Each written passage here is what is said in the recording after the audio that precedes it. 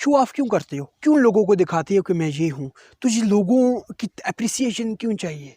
यार तू क्यों स्टेटस डालता है? तू क्यों इंस्टाग्राम पर पोस्टें डालता है कि यार मैं पढ़ रहा हूँ? तू जो कुछ कर रहा है अपने लिए कर रहा है।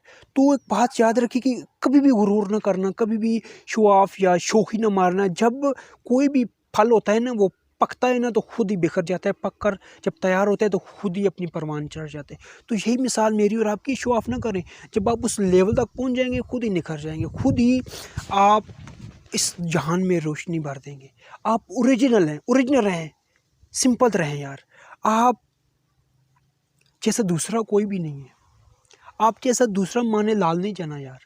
अगर मैं हूँ तो मैं एक ही हूँ, मुझ जैसा दूसरा कोई नहीं है। अगर आप है तो आप एक ही, आप जैसा दूसरा कोई नहीं। तो फिर शो ऑफ करना, कॉस्मेटिक व्यू खुद को देना, ये कहाँ की इंसानियत है? ये कहाँ की जहानत है?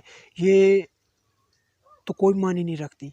तो भी प्रैक्टिकल बन जाए यार, खुद को ना संवारें या खुद को शो ऑफ ना करें। बस ऐसे बन जाएं कि लोग आपको पसंद करने लगे। तो फिर शोखी भी आपसे ख़त्म हो जाएगी। जब आप अपने गोल की तरफ चले जाएंगे शोखी भी आप में ख़त्म हो जाएगी।